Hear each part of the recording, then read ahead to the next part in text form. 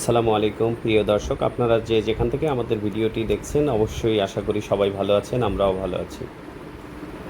আজকে আমরা রামুর ঐতিহাসিক বৌদ্ধবিহার সম্বন্ধে আপনাদের কিছু জানাবো। রামুর ঐতিহাসিক বৌদ্ধবিহার যা স্থানীয়ভাবে অনেকের কাছে রামু বৌদ্ধ মন্দির বা রামকোট মন্দির নামে পরিচিত।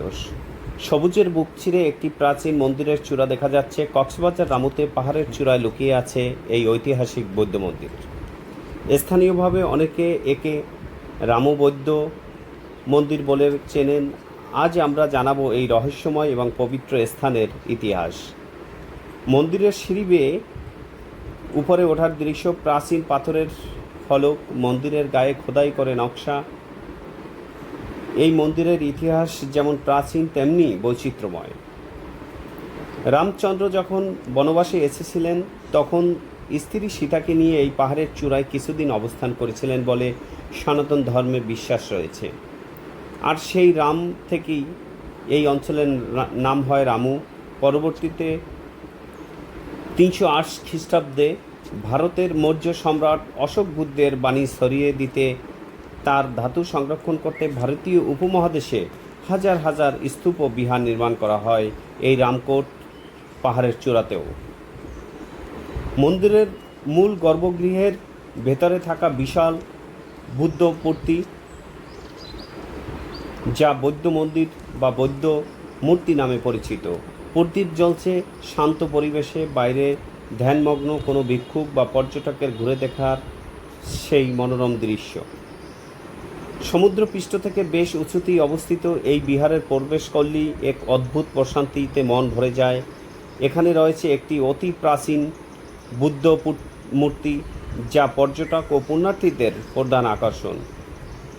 শুধু বৌদ্ধ ধর্মাবলম্বী নয়, ইতিহাসপ্রেমী এবং সনাতন ধর্মাবলম্বীরাও এখানে আসেন এবং ঘুরে ঐতিহ্য দেখে যান ঐতিহ্যের টানে।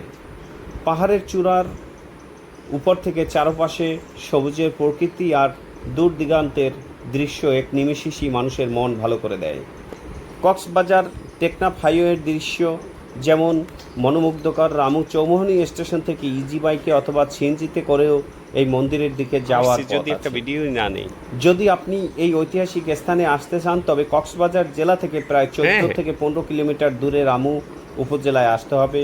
রামু চৌমোহনী স্টেশন ও মরিচ্ছ জিপিএ থেকে সহজেই সিএনজি বা টমটম ইজি বাইক নিয়ে পৌঁছে যেতে পারবেন এই মনোরম পাহাড়ি বিহারে। হাজার বছরের সাম্প্রদায়িক বা সম্প্রীতির ইতিহাস আর প্রকৃতির এক মেলবন্ধন রামকোট বৌদ্ধবিহার অথবা রামু বৌদ্ধবিহার। কক্সবাজার সমুদ্র সৈকত দেখার পাশাপাশি ইতিহাসের পাতায় চোখ বোলাতে ভুলবেন না এই রামু বৌদ্ধবিহারে এসে। আপনারা দেখতে পাচ্ছেন ছবিতে সেই স্বর্ণর মতো দেখতে দেখা যায় সেই রামু বৌদ্ধবিহারের সেই বৌদ্ধ মূর্তিটি, এবং দুই পাশে আপনার অজস্র এভাবে হচ্ছে আপনার মূর্তিগুলি সাজিয়ে রাখা হয়েছে, যেখানে পর্যটকদের বেশ আকর্ষণ করবেন। এবং আপনারা দেখতে পাচ্ছেন যে এখানে হচ্ছে সেই স্থাপিত হয়েছে 2002 সালে এই রামু বৌদ্ধ মন্দির। এর পরে 2012 সালে দুর্বৃত্তরা এটিকে আগুন ধরিয়ে দিলেও পরবর্তীতে সরকার আবার নূতন করে এটি সংরক্ষণের ব্যবস্থা করছেন। আপনারা দুই ধারে দেখতে পাচ্ছেন সেই সিঁড়ি বেয়ে উপরে ওঠার মতো যে পরিবেশগুলি, এত সুন্দর সবুজের মনোরম পরিবেশে যা চোখ ভুলিয়ে যাওয়ার মতো। যারা এখানে আসেননি অবশ্যই আমাদের এই ভিডিওটা দেখবেন এবং দেখে অবশ্যই আসবেন।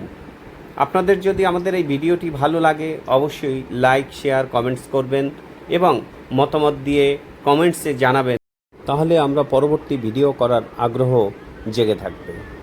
যাই হোক, আপনারা সবাই ভালো থাকবেন, সুখে থাকবেন আর আমাদের জন্য দোয়া করবেন যাতে আমরা আপনাদের মাঝে নতুন নতুন ভিডিও নিয়ে হাজির হতে পারি। তো এ বলে আজকের ভিডিও এখানেই সমাপ্তি করছি। আপনারা সবাই ভালো থাকবেন। আসসালামু আলাইকুম ওয়া রাহমাতুল্লাহি ওয়া বারাকাতুহু।